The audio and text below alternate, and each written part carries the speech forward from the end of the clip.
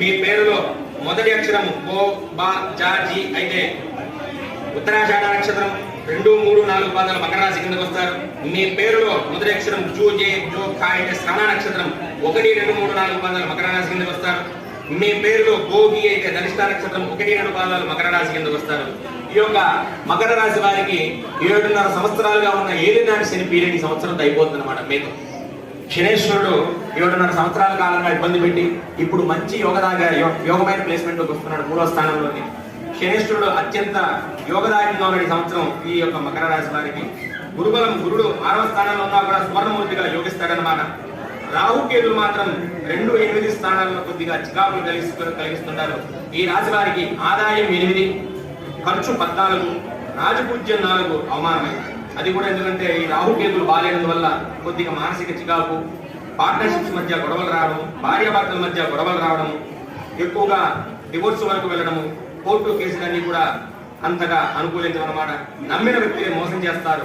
ఈ రాశి వారికి శత్రు బాధలు ఎక్కువ, రుణ బాధలు ఎక్కువ, తనజన కార్యక్రమాలందు ఆటంకము. ఏలినాడు శనేశ్వరుడు మాత్రం అత్యంత యోగదాయకంగా ఉంది. దానివల్ల అన్ని కూడా ఎంతో కష్టపడితే కానీ వీరికి అనుకున్నవన్నీ కూడా నెరవేరన్నమాట. నమ్మిన వ్యక్తిని మోసం చేస్తారు. ఎక్కువగా కుటుంబంలో కలహాలు, భార్యాభర్తల మధ్య కలహాలు, ఎంత మంచిగా వ్యవహరించుకున్నా కూడా ఏదో ఒక గొడవలు వస్తూనే ఉంటాయి వీరికి. వృత్తి వ్యాపారంలో కలిసి రాకపోవడం, అనవసర ధనం ఖర్చు అవుతుంది. భార్యాభర్తల మధ్య ఎక్కువగా గొడవలు, అన్నదమ్ముల మధ్య గొడవలు, వ్యవహారాల్లో ఎక్కువగా కోర్టు కేసుల వరకు కూడా వెళ్తాయి. ప్రమాదాలు, వాహన ప్రమాదాలు జరిగే యోగం. ఎందుకంటే అష్టమ స్థానంలో కేతు, ద్వితీయ స్థానంలో రాహు సంచారం వల్ల వాహన ప్రమాదాలు 2 వీలర్ అయినా సరే 4 వీలర్ అయినా నడిపే వారు చాలా జాగ్రత్తగా ఉండేది సంవత్సరం. విద్యార్థులు కూడా అతి కష్టం మీద పాస్ అవ్వడం కష్టమవుతుంది.